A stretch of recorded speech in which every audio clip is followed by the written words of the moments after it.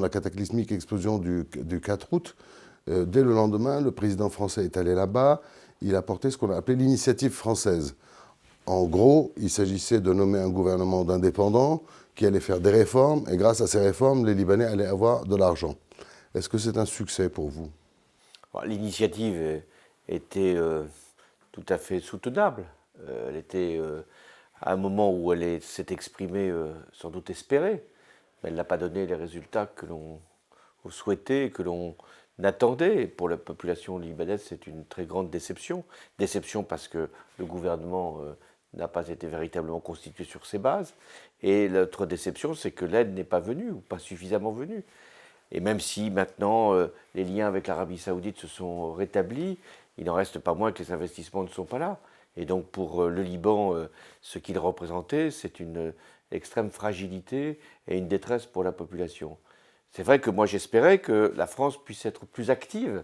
Il y a un moment où on peut poser des conditions politiques, mais le premier devoir de la France, c'est de soutenir le Liban. Je connais suffisamment la complexité de la réalité libanaise et de la vie politique libanaise pour savoir qu'on n'allait pas constituer tout de suite un gouvernement transparent où l'ensemble des parties prenantes allaient être là représentées. Mais je pense qu'il faut d'abord aider le Liban, apporter des moyens, des financements, en passant par les organisations non gouvernementales, oui, mais aussi par les autorités du Liban. À un moment, le Liban a un gouvernement, même si ce n'est pas celui auquel nous aurions souhaité converser, c'est le gouvernement qui est en place. Alors le gouvernement qui est en place n'est même pas capable de se réunir. Et donc c'est un cercle vicieux, c'est-à-dire que si on n'aide pas le Liban, c'est le peuple qui souffre, pas la classe dirigeante. Et si on l'aide, il y a des chances que la classe dirigeante vole l'argent. Oui, mais je sais bien qu'on est devant un dilemme.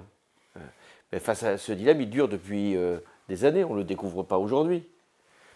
Donc il serait bien sûr préférable qu'il y ait un autre gouvernement, il serait bien sûr préférable qu'il y ait une autre façon de répartir les postes au Liban. Et il serait préférable qu'il y ait une lutte efficace contre la corruption. Oui, mais pendant ce temps-là, le Liban expire. Donc je pense qu'il y a une solidarité qui doit s'affirmer, ce qui ne veut pas dire de ne pas poser des exigences politiques. Mais moi, ce qui m'inquiète aujourd'hui, c'est que c'est plutôt les Iraniens qui viennent travailler à l'intérieur du Liban pour montrer que eux, ils sont généreux, que eux, ils peuvent apporter un certain nombre de soutiens directs ou indirects. Et on voit bien les risques que ça peut avoir sur la société libanaise. On va parler des Iraniens. Je voudrais parler, vous êtes un Européen ultra convaincu. Alors l'Europe a été complètement absente de la scène libanaise. C'est la France qui mène sa barque toute seule. Il n'y a pas de sanctions, ou peu de sanctions, ou de timides sanctions sur les dirigeants libanais, ce qui serait quand même mieux que sur le peuple.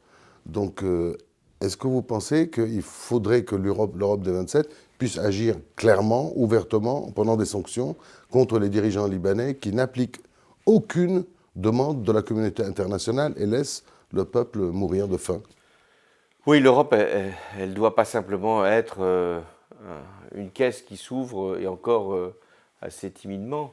Elle doit être capable de fournir non seulement un soutien, mais poser des règles politiques. Et le pire pour le Liban, c'est l'indifférence. C'est que ça ne devienne même plus un enjeu. Que l'on pense que ça a toujours été comme ça et que ça continuera à être comme ça. Donc je pense qu'effectivement, la bonne initiative, c'est, après les élections en France, maintenant qu'un gouvernement est installé aussi en Allemagne, c'est qu'il puisse y avoir au moins une initiative franco-allemande sur le Liban. Ah, c'est ce que vous feriez. Oui, parce que je pense que chaque fois que la France le fait, bien sûr qu'elle le fait au nom de son amitié, au nom de sa présence historique. Mais c'est bien qu'il y ait aussi un grand pays comme l'Allemagne qui s'investisse davantage sur les sujets du Proche et du Moyen-Orient. Les Libanais craignent d'être un objet, une carte à marchander. Vous pensez ça aussi? C'est-à-dire ils sont perdants-perdants.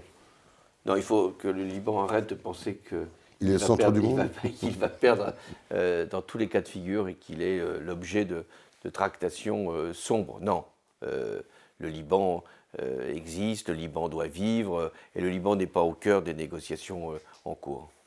Ça, vous le savez? Oui.